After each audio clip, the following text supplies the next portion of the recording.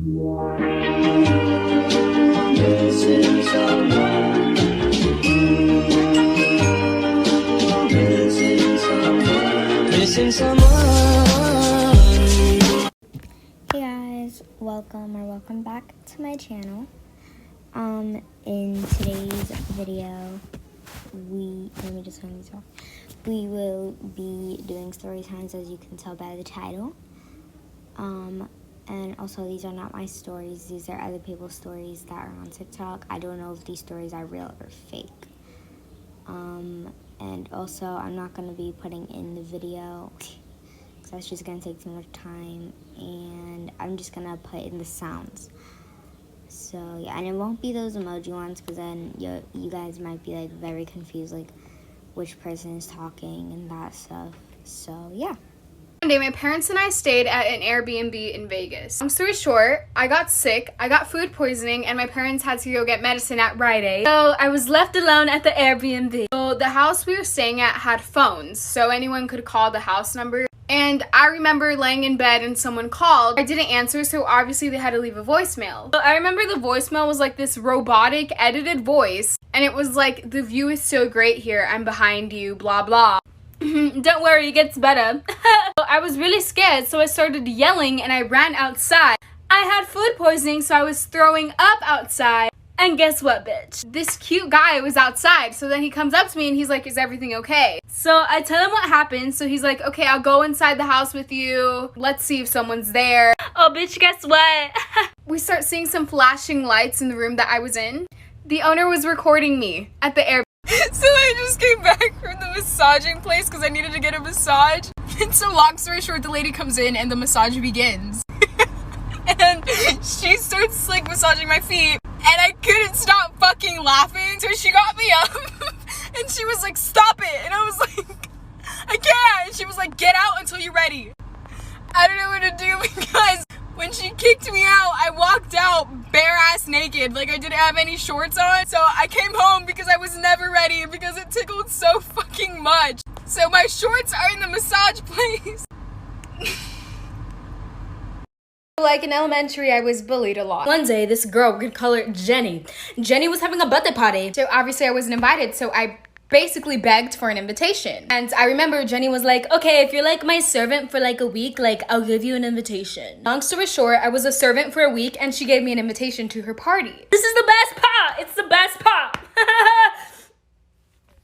So finally, party day came. My mom was driving me to the party. We were going to the address that the girl gave me. So we finally get to the house. The house was looking dead, like it didn't have balloons, nothing. So I was like, maybe they're just not done decorating. So I go and knock the door. And you know who answers the door? You're never gonna guess who. My fucking teacher. It was my teacher's house. Jenny gave me the address of my teacher, not her fucking birthday party. I just wanted... One day, my brother and I were walking to a liquor. To get there, we had to go through an alley. So we're walking through the alley, and then randomly someone throws a rock at us. Like, obviously, we turned around, like, bitch. Literally no fucking cap, we turn around and we see a clown looking at us with a hammer in his hand. I thought it was my mom pranking me, so I remember I looked at the clown and I was like, "You're so funny, take off the mask." My brother was like, "Sam, what the fuck, stop, like, actually, this is a real clown." I remember I looked at the clown and then the clown's like, "You have 5 seconds to run. Don't even try yelling, no one's gonna hear you." Oh, bitch. We flew. This is the best part. So my brother and I, we start sprinting because we want to get somewhere where people are. And the clown starts chasing us. So I remember the clown chased us into this like vacant house. My brother and I didn't know what to do. So we go into the house and then we start hiding, whatever. Tried calling the cops, no fucking reception. And guess whose house it was? Guess who met up at this house? So as the clown started chasing my brother and I into the vacant house, we hid in a closet behind a pile of clothes. So then shortly we start hearing the clown's footsteps in the house. He couldn't find us, whatever. My brother and I were still stuck in the house though. We couldn't call anyone, nothing was going through. So we end up getting bored and we're looking at the pile of clothes that we're hiding behind. Bitch, guess what? The pile of clothes we were hiding behind were different clown suits. So funny. So we realized, oh shit, this is the clown's house, so cool. At this point, it's like 2 a.m. So I'm assuming my parents got worried because we didn't come home. So obviously they called the cops and a whole ass search was being made for my brother and I. Long story short, they found us. The clown was taken. It was a teenager under the mask. I don't know what the fuck happened to the house. I'm not really allowed to walk there anymore. So Here's the footage that y'all wanted though. Story time on how I skipped school with my ex-best friend and my bus driver.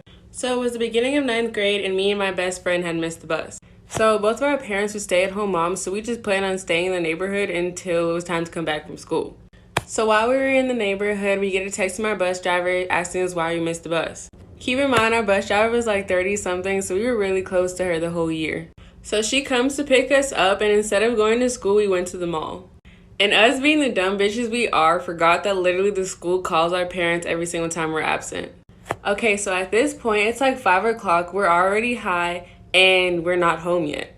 So both of our parents are literally blowing up our phones, and we're just too high to even notice. So at this point, we already were aware that our school had called our parents, and our friends are blowing up our phones saying that our parents are looking for us. Okay, so we finally get home, and to get to my house, you have to walk up this long hill, and all you see is both of our parents just standing there. Like for part 2. Part 2, when I skipped school with my ex-best friend and my bus driver. Okay, so we get home, and we see our parents standing at the top of the hill. And again, we are some idiotic bitches, so instead of going up the hill and facing them, we realized that they didn't see us, so we walked back down the hill and got high again. So at this point, we're geeked out of our minds. So we decide to just go up there and just deal with it. When we got to the top of the hill, we realized that they were already in the house. So we opened the door to my house, and I kid you not, before we could even get a word out, her mom choke slams her into the fucking door. So at this point, I'm like frozen as fuck. I look to my left, and my ex-best friend is getting her ass handed to her, and to my right is my mom just staring at me.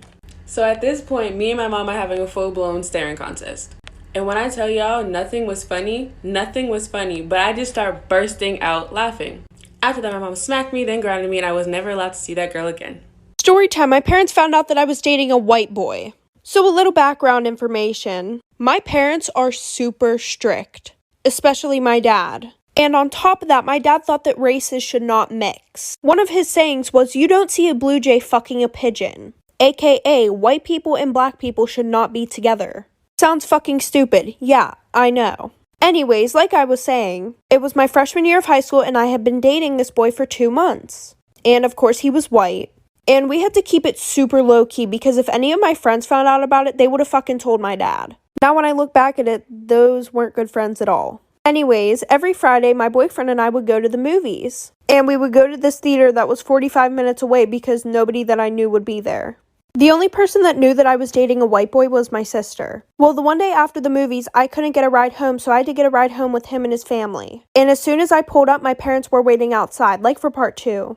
Part 2 about how my parents found out that I was dating a white boy. So like I said, my sister couldn't come pick me up, so I had to get a ride with him and his family. And what do you know, as soon as we pull up to my fucking house, my dad is standing on the porch waiting for me. So I told his parents to drive around the block one more time while I called my sister and told her to distract my dad. So as we're driving up to my house again, I see that my dad isn't on the porch. So I run into the house before he could see me getting out of a white boy's car. So a few months go by and we're still dating, very low key. And the one night at 3 a.m, I get woken up by my sister.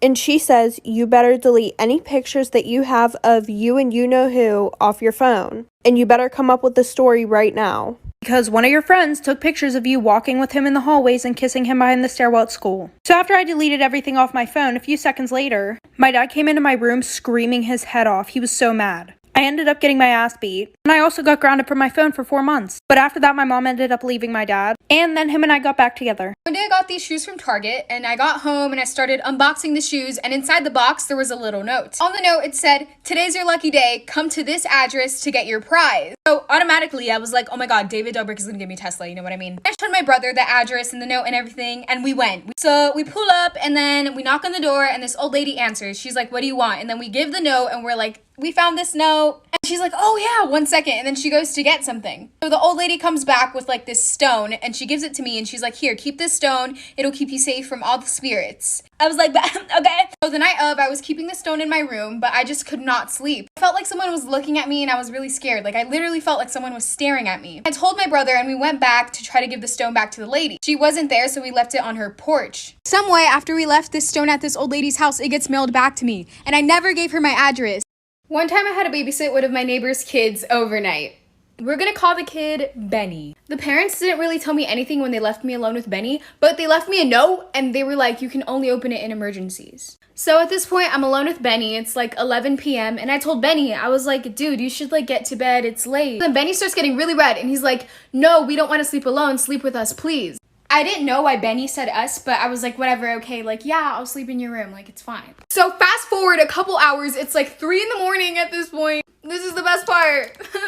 Benny starts talking in his sleep and he's like, take her instead. You're not my friend anymore. I am not yours. And I try waking him up and I look at him and his eyes are wide open as he says this stuff. I was freaking out, so I went to go open the note that his parents said was only for emergencies. It just gets better. The note said, we're sorry for not telling you. Run him a cold bath. Call 911 in case anything happens. What the f?